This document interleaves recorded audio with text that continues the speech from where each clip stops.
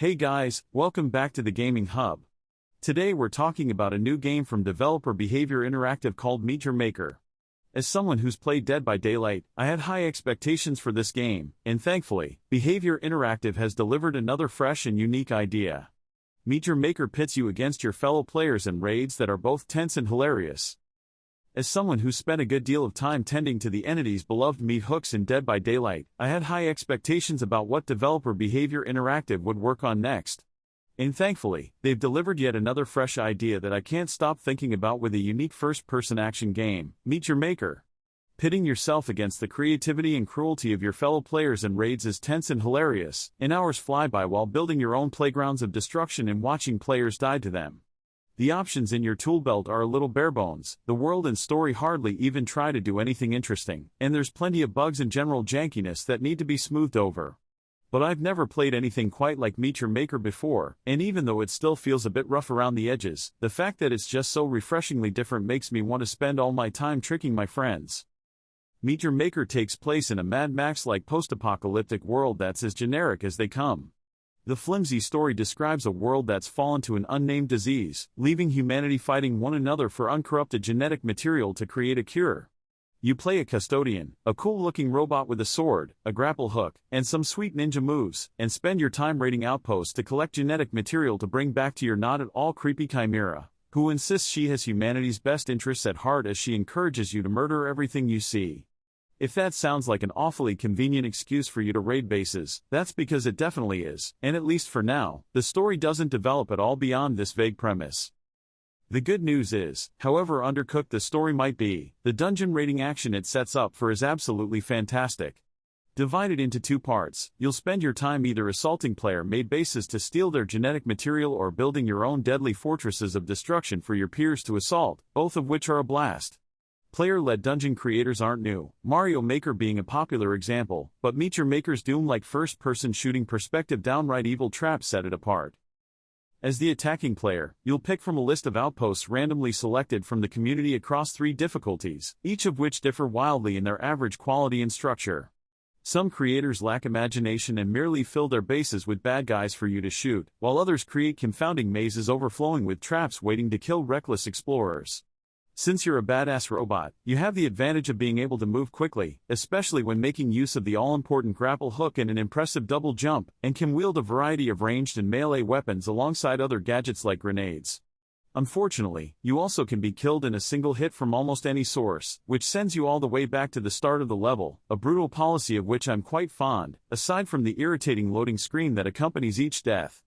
And more painful still, the ammo available to you is extremely scarce, meaning you can only keep your distance and play it safe for so long before you have to dive headlong into the unknown and face whatever the world's builder has left waiting for you. Grappling around as you dodge traps and fight off mutants feels great. Because building bases is an expensive hobby, you'll need to spend most of your time exploring the levels of your fellow creators to amass the resources required to level up your arsenal. Luckily, doing so is a ton of fun, not only because grappling around as you dodge traps and fight off mutants feels great, but because you'll likely never play the same stage twice. Some levels took me into dark underground areas to dodge tricky traps in narrow hallways, while others were massive works of art that had me climbing foreboding towers filled with enemies. Honing your skills in each new level and discovering the wonderful or awful ideas that someone else came up with is rarely a dull affair, like one cruel level where I had to navigate walkways surrounded by deadly magma as I dodged incoming fire from enemies and traps alike. That action is held back by a fair number of bugs and general jankiness though, like how sometimes the grapple hook will just gain a mind of its own and swing about wildly to pull you in a direction you didn't shoot it, or how menus lock up for long periods of time if you mistakenly try buying an upgrade you don't have enough supplies for. Most of the issues are minor, but together they give the experience a bit of a work-in-progress feel. The real fun, though, comes from creating your own levels in hopes of utterly breaking the spirits of your rivals. By using a variety of building blocks, traps, and enemy mobs, you can create practically any kind of dungeon your heart desires, then unleash it on others. One especially successful level I made was an insidious combination of traps, enemies, and claustrophobic spaces that never gave the invader a chance to catch their breath, while another used lava blocks and aggressive mobs early on to trick players into permanently losing their ammo to make the rest of the level significantly harder.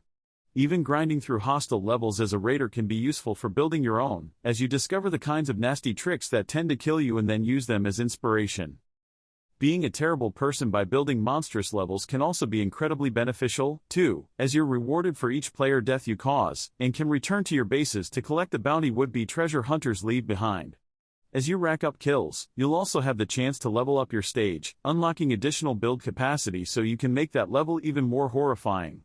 What's more, you can even watch replays of each player's attempt on your base to see a play-by-play of how they met their early demise, providing valuable insight into what worked and what didn't work so you can optimize your stages to be even more painful. So dang cool. There's already an update roadmap, which is good because options are thin as is.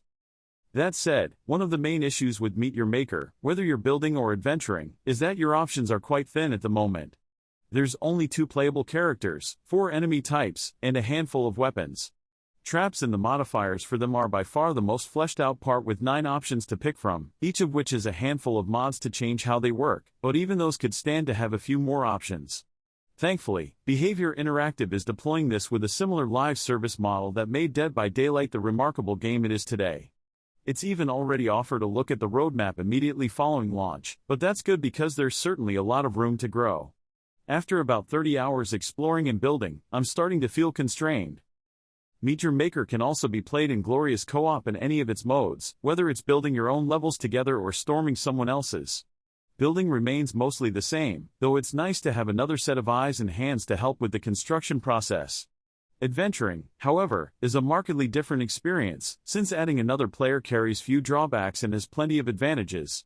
When one player dies during exploration, the living player can revive them, and having double the ammo is extremely nice. Really, the only drawback is that friendly fire is turned on, and your friend might set off a trap or draw the attention of an enemy that gets you killed, which is more hilarious than annoying. One thing that is a little odd about the multiplayer experience is that there aren't separate level playlists for duos. When making levels, I usually had a single explorer in mind, so it's a bit odd when 2 people enter the level and don't have the experience I'd intended. It would definitely be nice to be able to distinguish between single-player and multiplayer levels, or at least give extra resources for additional enemies or traps that only appear when 2 players join the level together. Verdict: Meet Your Maker is an awesome action game that beautifully executes on a terrific concept.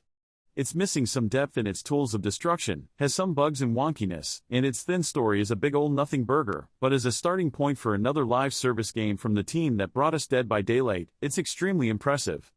Running through dungeons to best whatever unknown deviousness your fellow player has left for you is a great time, limited only by what the community can concoct, and building your own bases is the ultimate reward for your hard work that never stops being hilarious.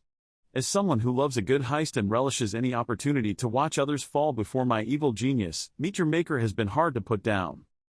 And that's a wrap for today's video. Thanks for joining me in this exploration of Meet Your Maker, the latest game from Behavior Interactive. Despite its flaws, this game has managed to offer a unique and thrilling experience that I highly recommend checking out. From raiding other players' bases to creating your own deadly fortresses, Meet Your Maker delivers a refreshing take on the dungeon raiding genre. Just be prepared for the bugs and jankiness that come with a game still in progress. Have you played Meet Your Maker? Let me know in the comments below, and don't forget to hit that like button and subscribe to the Gaming Hub for more exciting game reviews and content. See you in the next video.